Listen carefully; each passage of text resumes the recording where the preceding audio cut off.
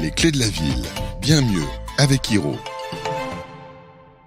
On va parler de rénovation énergétique parce qu'effectivement, qui parle de patrimoine peut parler aussi de rénovation énergétique. On l'a vu d'ailleurs que les difficultés de rénovation par l'intérieur ou par l'extérieur sur un patrimoine art déco ou classé, c'est une vraie galère, à Paris notamment et dans les grandes villes. C'est le cas aussi ici à Nancy. On continue avec vous, Romain. Société Hiro, c'est une société qui aide les particuliers, qui aide les particuliers à financer leurs travaux de rénovation énergétique, estimation et déclaration des primes énergie, ainsi que ma prime rénove. J'aimerais que vous repreniez, juste pour qu'on enfonce bien le clou, c'est ce qu'on fait à chaque fois d'ailleurs dans nos émissions, on a un calendrier très strict, on va nous rappeler les grandes dates. Oui, bonjour à tous. Le calendrier est effectivement bien rempli avec des échéances très proches. La prochaine, c'est en août 2022, où là démarre le gel des loyers des logements en étiquette F et G. Ensuite, on enchaîne en septembre 2022 avec l'obligation de réaliser un audit énergétique pour vendre justement ces logements en étiquette F et G.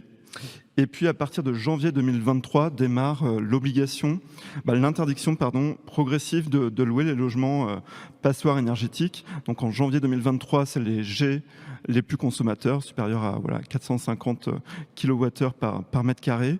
Et ensuite, l'ensemble des G en 2025, les F en 2028 et les E en 2034. Alors, on va parler de notre bonne vieille ville de Nancy. Chaque mois, vous nous donnez les éléments chiffrés de la ville. C'est quoi les caractéristiques de Nancy ? Alors déjà, le parc de logements, on a 70 000 logements, 84% de résidences principales. On l'a dit, une très grande majorité d'appartements. On a 89% d'appartements. Et à titre de comparaison, le mois dernier, on était à La Rochelle, on était à seulement 67% d'appartements. Ah d'accord, ok. Et 78% de locataires parmi les résidences principales. Donc ça, c'est effectivement Donc beaucoup. c'est vraiment majoritairement un marché de locataires. Locataires et appartements. Alors, il y a un taux d'artificialisation qui est aussi très important, on a 97%, donc un développement qui se veut, peu de foncier, donc un développement qui se veut plutôt vertical. Alors en termes de climat, c'est assez, on va dire, tempéré de façon assez radicale, hein, très chaud ou très froid, si je peux dire les choses comme donc ça. On a une grande amplitude thermique. Avec des amplitudes thermiques importantes, donc nécessité d'avoir à la fois les matériaux qui résistent, mais aussi la rénovation. Question, que fait la ville de Nancy en matière de rénovation énergétique ? Alors depuis plusieurs années déjà, Nancy est plutôt engagée dans cette cause. La métropole du Grand Nancy semble œuvrer vers la transition énergétique du résidentiel privé. Voilà, c'est clairement inscrit dans son SCOT depuis 2013. Et en ligne, la ville de Nancy met à disposition des habitants un site primenergie.grandnancy.eu où on y trouve tous les conseils pour faire les bons choix lorsqu'on a un projet de travaux de rénovation énergétique et qui aussi communique quelques chiffres clés qui sont intéressants. J'y ai notamment noté la communication de fourchettes des montants d'aide en euros selon les travaux. Et ça, je trouvais l'initiative plutôt bonne. Et sinon, en termes d'aide, les habitants du Grand Nancy sont incités particulièrement à changer leur chaudière.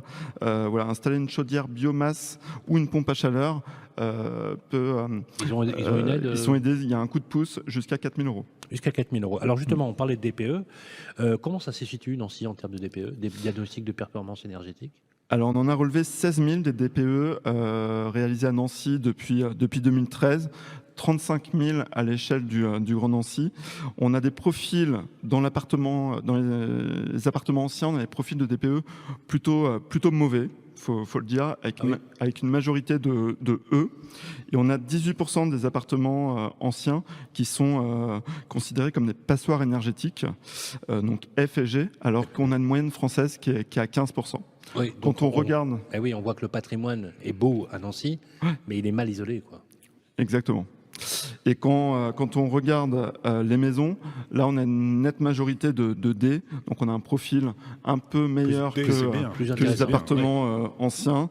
D'ailleurs, on est à 14% de passoires énergétiques sur les maisons, alors que la moyenne française est à 18%.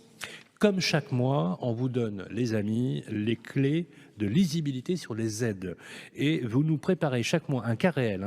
Vous prenez un cas réel sur Nancy. C'est Et une vraie voilà. maison. Et vous avez pris un cas, vous avez pris une maison que vous avez checkée, Donc là, on un voit exemple sa de photo. rénovation, Sa Street de View rénovation et son ici à Nancy. Donnez-nous les exemples, on va la voir, on le verra à la caméra. Donc là, il s'agit d'une maison, on est au nord-ouest de Nancy, rue Eugène Corbin, qui donc une maison de 110 mètres carrés, 320 mètres carrés de jardin, 3 chambres, classée F, et qui s'est vendue en juin 2020, 230 000 € net vendeur.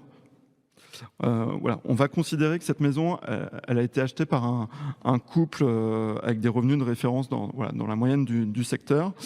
Et on a tenté d'estimer quels devaient être, à partir des recommandations aussi formulées dans le DPE, quels devaient être les travaux à réaliser et Pour passer d'une étiquette F à D. AD. D'accord. Et donc, pour améliorer cette performance énergétique permettant de passer de F à D, on estime les travaux à une enveloppe de 40 000 €.